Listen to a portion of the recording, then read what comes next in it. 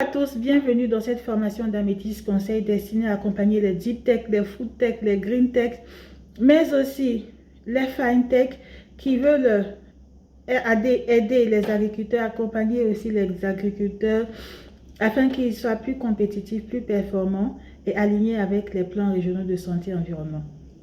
Dans la première partie de cette formation, il y a 4 axes. Le premier axe concernait la mécanisation agricole qui représente 25% des dépenses d'une exploitation agricole.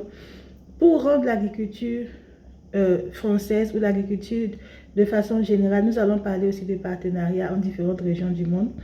Pour rendre cette agriculture plus compétitive. Dans la deuxième partie, je vous ai dit qu'on parlait d'engrais. Dans la troisième partie, nous allons parler de pesticides. Et dans la quatrième partie, nous allons parler d'acheminement logistique. Alors, dans chaque axe de cette première partie destinée à la compétitivité de l'agriculture dans le monde, nous allons citer 4 exemples. Alors, concernant les engrais, le premier exemple que je voulais vous citer, c'est l'hydrogène, c'est-à-dire l'ammoniac propre produit à partir de l'hydrogène blanc qui combine de l'hydrogène blanc avec de l'azote. Donc, c'est un engrais propre.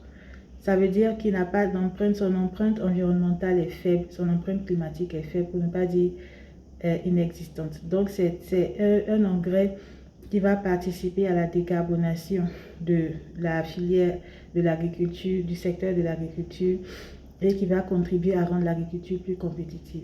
Le deuxième exemple, c'est l'Alliance Ruhr en Allemagne, une équipe de chercheurs qui a développé une solution à base d'ammoniac et d'eau qui permet de produire à la fois de l'hydrogène et du nitrite qui est un précurseur d'engrais.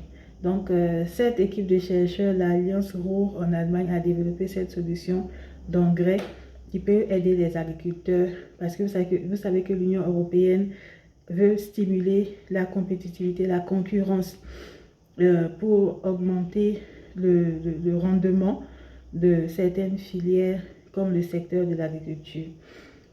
Le troisième exemple que je vais citer concerne les acides aminés. Il y a les acides aminés végétaux qui sont utilisés comme fertilisants. L'avantage, ils ont beaucoup plus d'avantages que les acides aminés animaux. Les acides aminés végétaux conservent leur pleine fonctionnalité biologique.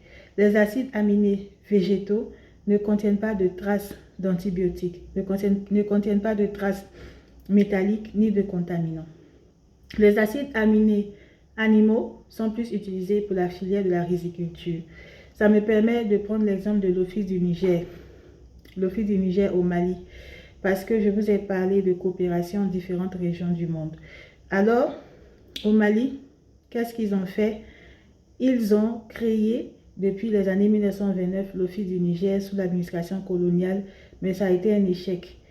Et ce n'est qu'après les indépendances que les activités de l'Office du Niger ont été florissantes. Parce que certains parlent de succès en demi-teinte, mais moi je dirais que c'est un succès parce que ça a permis de fédérer certains États africains autour d'une initiative commune. Ça a permis d'augmenter le rendement des agriculteurs et ça a permis de contribuer à la sécurité alimentaire. Donc, pour moi, c'était une initiative positive, malgré les défis qui n'ont pas su relever. Pourquoi j'en parle dans ma formation? Parce que c'est un exemple pratique, pragmatique de tous ces 4 axes que j'ai cités pour voir comment éviter, comment relever les défis.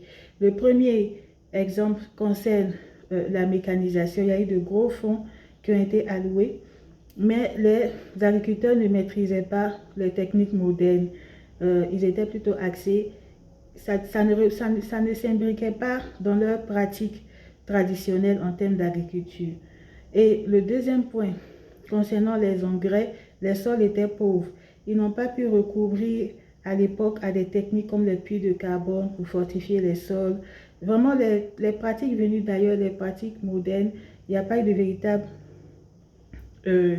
synergie avec les pratiques traditionnelles agricoles. C'est pour cela que l'agroécologie s'intéresse beaucoup, qui est un concept développé par Pierre Rabhi et par beaucoup d'autres, s'intéresse à la valorisation des savoirs ancestraux agricoles, qui sont bien maîtrisés en Afrique, surtout par les femmes rurales africaines avec lesquelles j'ai beaucoup travaillé, mais aussi les combiner à l'innovation pour produire mieux. Il y a l'adaptation, il y a l'adaptation pour l'agriculture africaine qui est quelque chose qui a été beaucoup développé par le Maroc. Il y a aussi d'autres initiatives, d'autres pays dont on pourra parler. Donc, les engrais, à l'époque, les techniques traditionnelles n'ont pas été assez développées, c'est-à-dire les techniques modernes n'ont pas été assez développées en synergie avec les techniques traditionnelles. Donc, il y a eu un problème d'adaptation sur le terrain, malgré les gros fonds qui ont été alloués à ce projet. Et c'est après les indépendances, comme je disais, qu'il y a eu vraiment une percée de cet office du Niger. Troisième point où on peut s'inspirer de l'office du Niger, je vous ai parlé de pesticides, c'est toujours en lien avec l'agroécologie. Et le quatrième point, les chaînes d'approvisionnement n'étaient pas fonctionnelles. Les wagons de train n'étaient pas fonctionnels.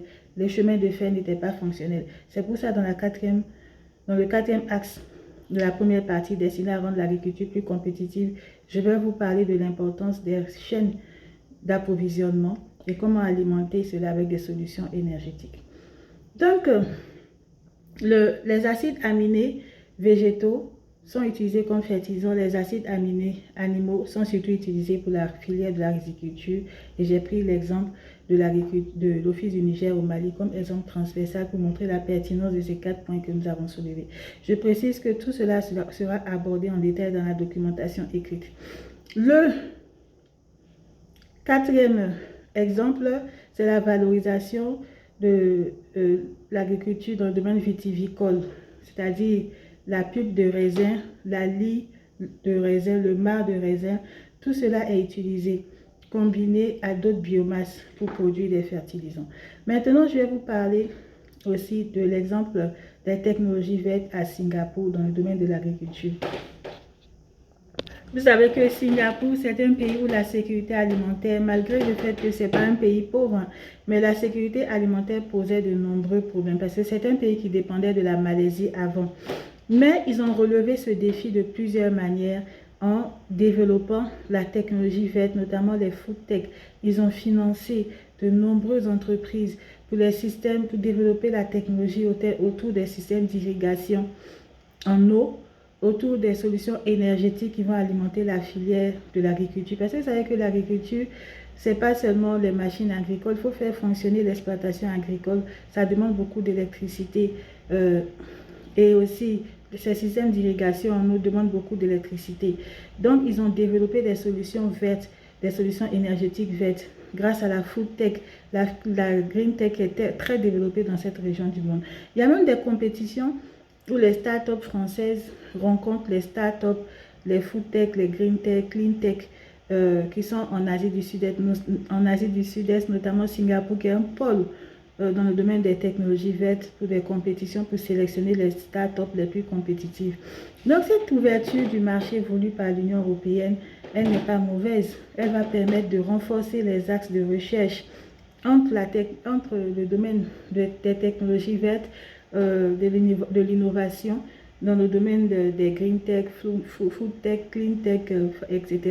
Les startups en général qui peuvent aider l'agriculture à devenir plus compétitive, plus performante et répondre aux exigences de la santé environnementale. Et elle va permettre aussi, cette compétition, cette ouverture du marché, elle va permettre de créer des passerelles entre le domaine de la recherche et le domaine de l'entreprise. Parce que ça aussi, c'est très important de créer des passerelles qui vont permettre d'adapter ces solutions innovantes qui sont trouvées par les chercheurs, par les acteurs de la filière de la recherche, de les adapter aux enjeux, aux besoins des industriels et aussi des agriculteurs, des exploitations agricoles pour que les coûts, réduire d'abord, augmenter le rendement et pour que les coûts permettent à ces agriculteurs de survivre.